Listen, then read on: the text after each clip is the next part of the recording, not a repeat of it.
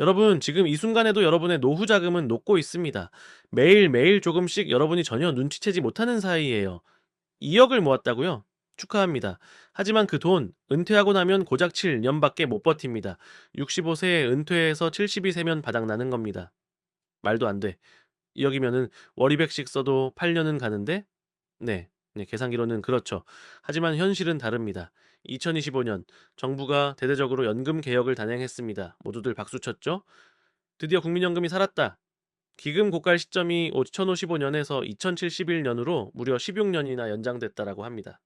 언론은 대서특필했고 전문가들은 안도했고 국민들은 안심했습니다. 그런데 말입니다. 통계청, 한국은행, 건강보험심사평가원 자료를 싹 다 분석해 봤습니다. 그리고 발견한 진실은 이겁니다. 국민연금 고갈보다 훨씬 더 빨리 여러분 개인의 노후 자금이 먼저 바닥납니다. 통장에 돈은 분명히 있는데 아무것도 살 수 없는 상황. 이게 바로 15년 뒤 여러분이 마주할 현실입니다. 지금 대한민국 은퇴자의 평균 노후 자금 아십니까? 제 통계청 자료를 분석한 결과입니다. 제 2억 3천만 원입니다. 듣기엔 꽤 큰 돈처럼 들리시죠? 여러분도 흔히 이렇게 생각하실 겁니다. 그래도 국민연금 있고 퇴직금 있고 개인연금 들어놨으니까 괜찮겠지? 천만의 말씀입니다. 지금부터 보여드릴 계산을 보시면 충격받으실 겁니다. 2024년 소비자 물가 상승률 연평균 이점 3%였습니다. 그 정도면 괜찮은데? 아닙니다. 65세 이상 고령층의 실제 생활비 상승률을 아십니까? 무려 5.2%입니다. 일반 물가보다 2배 이상 빠르게 돈이 녹아내리고 있다는 뜻이죠. 왜 이런 차이가 날까요? 바로 의료비 때문입니다. 한국은행 데이터를 보면 65세 이상은 매달 58만 원을 병원비로 씁니다. 이게 매년 7.8%씩 치솟고 있어요. 상상해 보세요.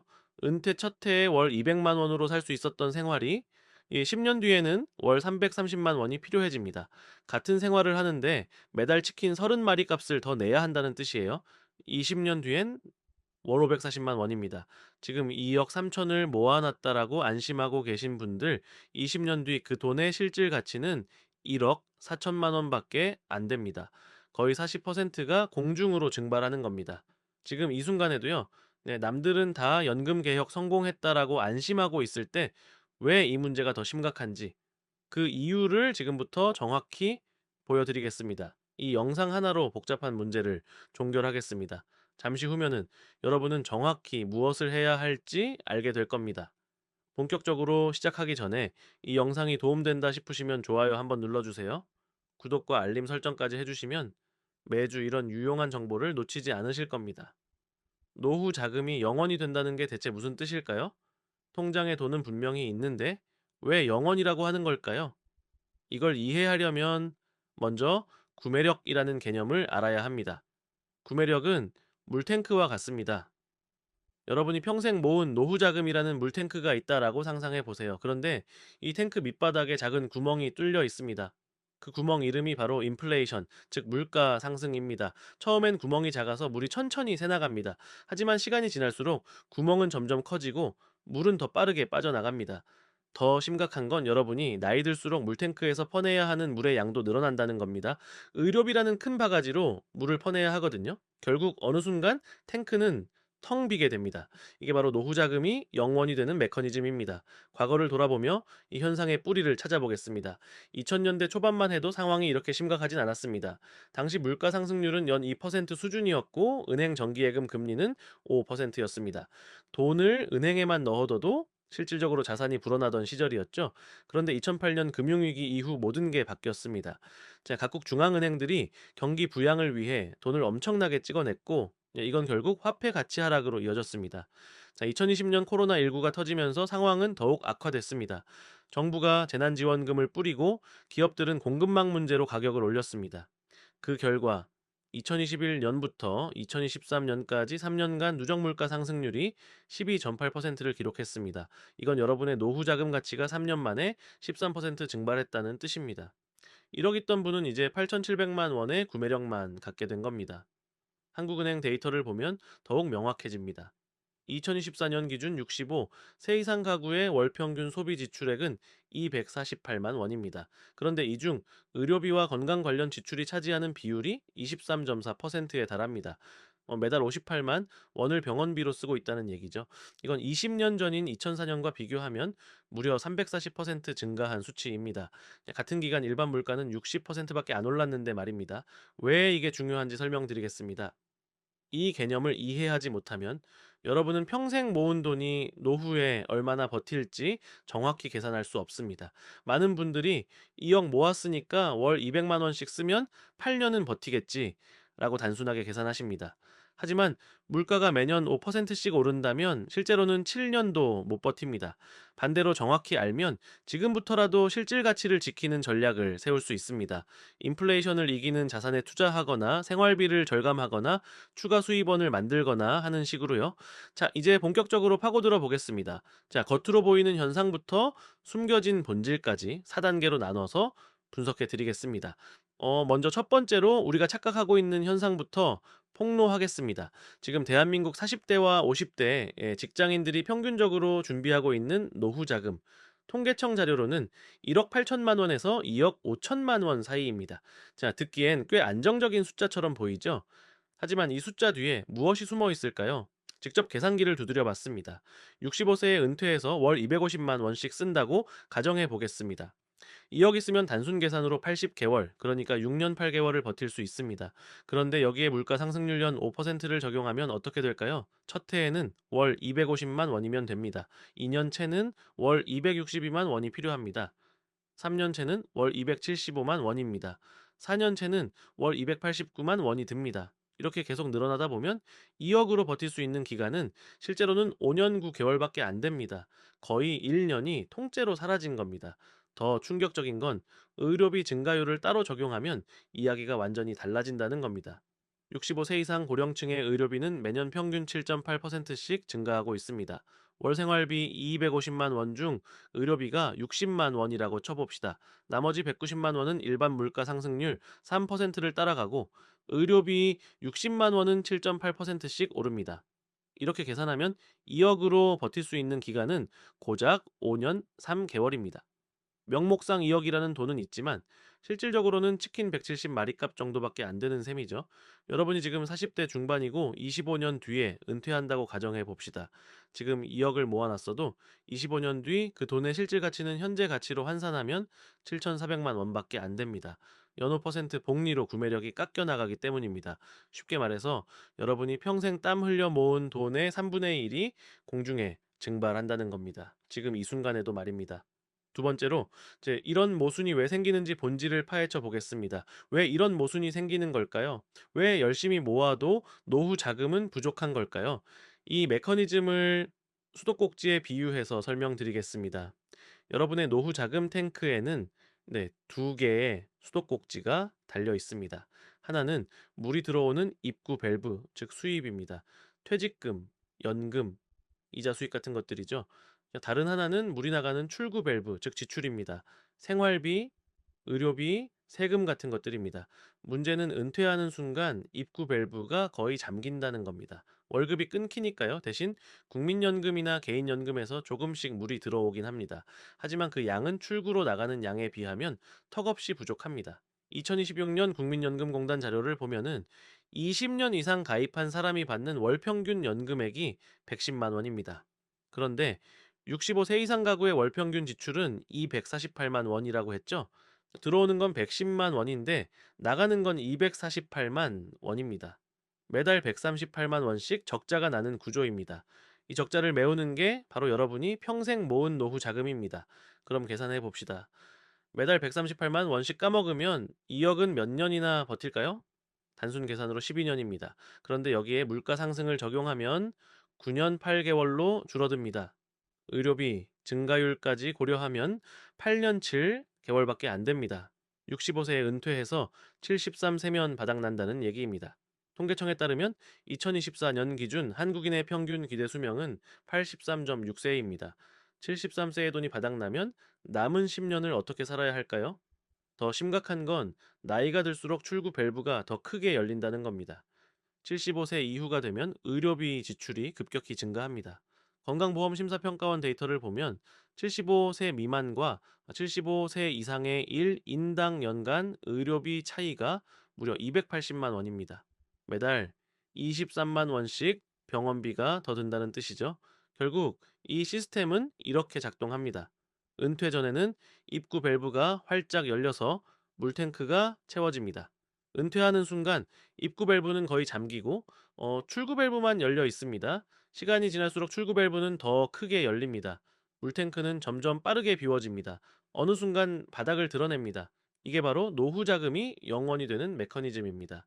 세 번째로 대다수가 놓치는 치명적인 디테일을 공개하겠습니다. 여기서 대다수가 놓치는 치명적인 함정이 하나 더 있습니다. 바로 세금입니다. 많은 분들이 연금을 받을 때 세금을 내야 한다는 사실을 간과합니다. 국민연금은 연 1200만 원 이상 받으면 종합소득세 대상입니다. 네.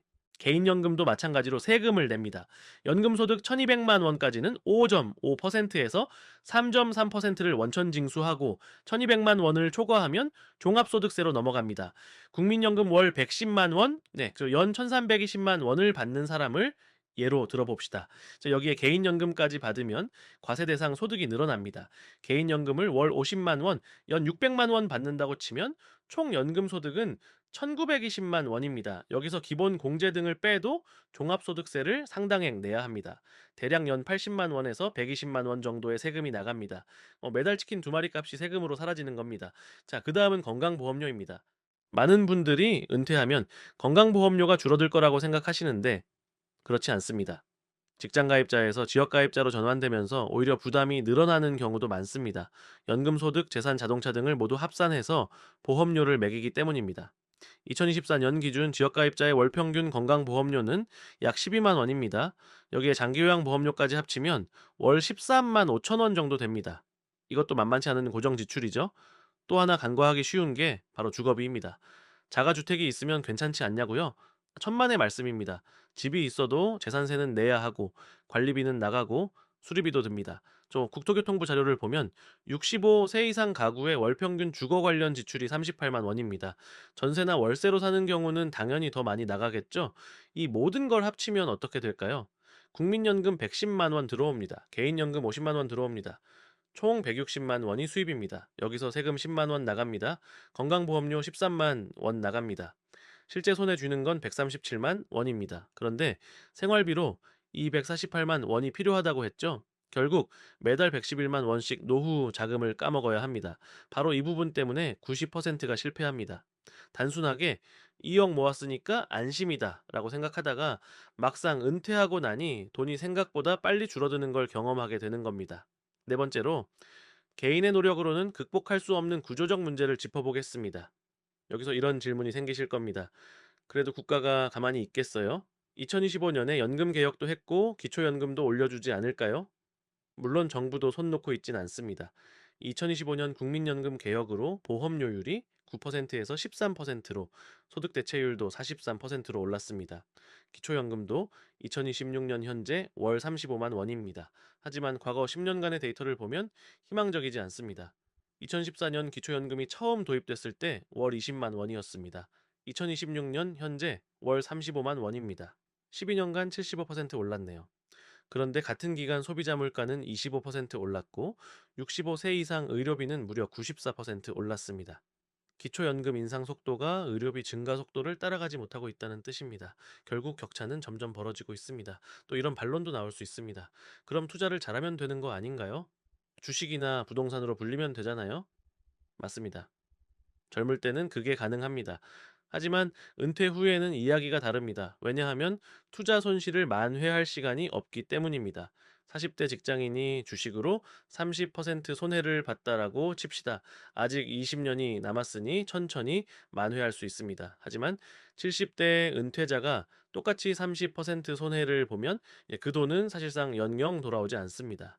금융감독원 자료를 보면 65세 이상 투자자의 평균 손실률이 18.3%입니다. 젊은 투자자들의 평균 손실률 9.7%보다 거의 2배 높습니다.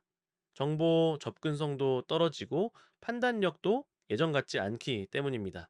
이건 개인의 노력으로 극복할 수 없는 구조적 문제입니다. 아무리 똑똑하고 성실한 사람이라도 나이 들면 의료비는 늘어나고 체력은 떨어집니다. 아무리 절약하려 해도 병원비는 선택이 아니라 필수입니다. 아무리 투자를 잘하려 해도 나이 들어서 리스크를 감당하기엔 시간이 부족합니다. 이게 바로 피할 수 없는 시스템의 결과입니다. 하지만 그 안에서 최선의 선택은 가능합니다. 완벽한 해결책은 없어도 리스크를 최소화하고 준비를 잘하면 최소한 존엄은 지킬 수 있습니다. 지금부터 그 방법을 알려드리겠습니다. 이제 구체적인 행동 방안을 말씀드리겠습니다. 추상적인 조언이 아니라 오늘 당장 실천 가능한 것들입니다. 법적 리스크 회피 문구를 먼저 말씀드리겠습니다. 지금부터 말씀드리는 내용은 투자 권유가 아니며 참고용 정보입니다. 과거 수익률은 미래 수익을 보장하지 않으며 예금자 보호 대상 여부를 반드시 확인하세요.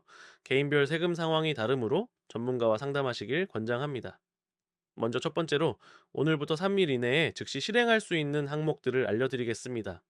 오늘 저녁, 지금 바로 할 수 있는 것들입니다. 첫째, 여러분의 예상 노후 생활비를 정확히 계산하세요. 막연하게 월 200만 원이면 되겠지가 아니라 항목별로 쪼개서 써보는 겁니다. 식비는 얼마, 의료비는 얼마, 통신비는 얼마. 이렇게요. 국민건강보험공단 사이트에 들어가면 본인의 최근 3년간 의료비 내역을 확인할 수 있습니다. 거기에 1.5배를 곱하면 은퇴 후 예상 의료비가 나옵니다. 왜 1.5배냐고요? 나이 들수록 병원 갈 일이 늘어나기 때문입니다. 둘째, 현재 가입한 연금 상품들을 모두 꺼내서 정리하세요. 국민연금, 퇴직연금, 개인연금, 변액연금 등등 모든 걸 한 장에 엑셀 시트에 정리하는 겁니다. 각 상품별로 언제 얼마씩 받는지, 세금은 얼마나 떼이는지, 중도 해지 시 페널티는 없는지 확인하세요. 자, 이걸 하는 이유는 나중에 현금 흐름을 예측하기 위해서입니다. 65세부터 75세까지, 76세부터 85세까지 구간별로 들어오는 돈과 나가는 돈을 시뮬레이션 해 보는 겁니다. 셋째, 불필요한 고정 지출을 찾아내세요. 안 쓰는 구독 서비스, 거의 안 가는 헬스장 회원권, 잘 안 보는 케이블 채널 같은 거요. 이런 게 한두 개씩 모이면은 매달 치킨 5마리 값은 나옵니다. 연간으로 따지면 60마리 값이에요. 20년이면 1200마리 값입니다. 작은 돈 같지만 복리로 계산하면 결코 작지 않습니다. 두 번째로 1개월에서 3개월 안에 완성해야 할 당위 전략을 말씀드리겠습니다. 한 달 안에 이것만큼은 완성하세요. 첫째, 인플레이션을 이기는 자산 비중을 늘리세요. 예금만 갖고 있으면은 매년 구매력이 깎입니다. 2026년 정기예금 금리가 평균 3%인데 물가 상승률이 2.1%니까 실질 금리는 0.9%입니다. 돈을 맡겨놨는데 거의 제자리 걸음이죠. 제 대안은 물가 연동국 고채, 배당주, 리츠, 금 같은 자산입니다. 물가 연동국 고채는 말 그대로 물가에 연동해서 이자율이 조정되는 채권입니다. 안정성은 국채 수준이면서도 인플레이션 리스크를 해지할 수 있죠. 배당주는 꾸준히 배당을 주는 우량주를 말합니다. 삼성전자, SK하이닉스, KB금융 같은 종목들이죠. 배당 수익률이 연삼에서 4% 정도 되고 주가 상승까지 기대할 수 있습니다. 물론 원금 손실 위험이 있으니 전체 자산의 20에서 30% 정도만 배분하는 게 안전합니다. 리츠는 부동산 투자 신탁으로 부동산에 투자하되 소액으로 분산 투자할 수 있는 상품입니다. 임대 수익을 배당으로 받으니까 안정적인 현금 흐름이 생깁니다. 금은 전통적인 인플레이션 해지 자산입니다. 전체 자산의 외서 10% 정도 보유하면 위기 상황에서 방어막 역할을 합니다. 둘째, 추가 수입원을 만드세요. 은퇴 후에도 일할 수 있는 환경을 미리 준비하는 겁니다. 프리랜서 컨설팅, 온라인 강의, 블로그 수익화, 유튜브 채널 운영 같은 것들이요. 네.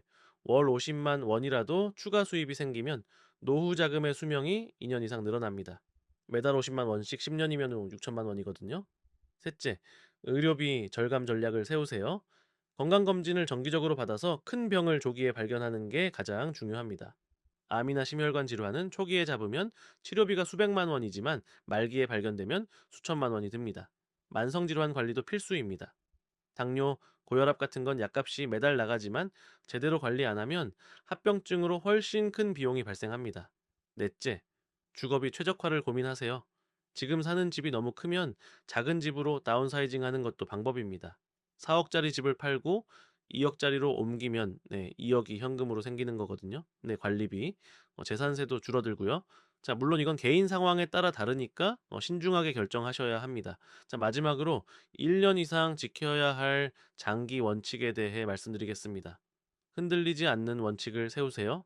첫째, 실질 가치 보존을 최우선 목표로 삼으세요. 명목상 숫자가 아니라 실제로 살 수 있는 것이 얼마나 되느냐가 중요합니다. 매년 자산을 재평가하고 인플레이션율만큼은 수익을 내는 구조를 유지하세요. 둘째, 위험 자산 비중은 나이에 따라 조정하세요. 일반적으로 백백이 나이 퍼센트를 주식 같은 위험 자산에 배분하라고 합니다. 50세면 50%, 70세면 30% 이런 식이죠. 나이 들수록 안정 자산 비중을 늘려야 손실 충격을 줄일 수 있습니다. 셋째, 정기적으로 점검하세요. 1년에 2번, 상반기, 하반기마다 자산 현황과 생활비 지출을 체크하는 겁니다.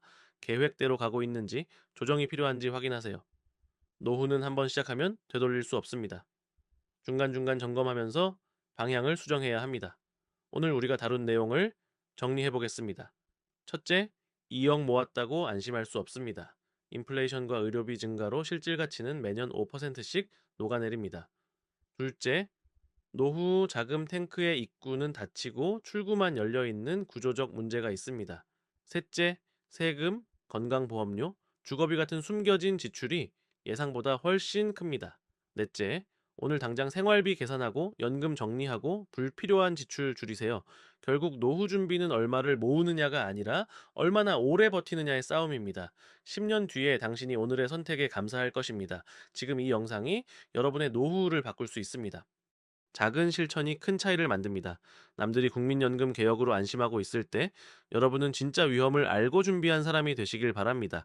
자, 지금 바로 오늘 저녁 예상 생활비 계산부터 시작하세요. 네, 댓글로 여러분의 상황을 공유해 주시면 함께 고민하겠습니다. 궁금한 점이 있으시면 언제든 물어보세요.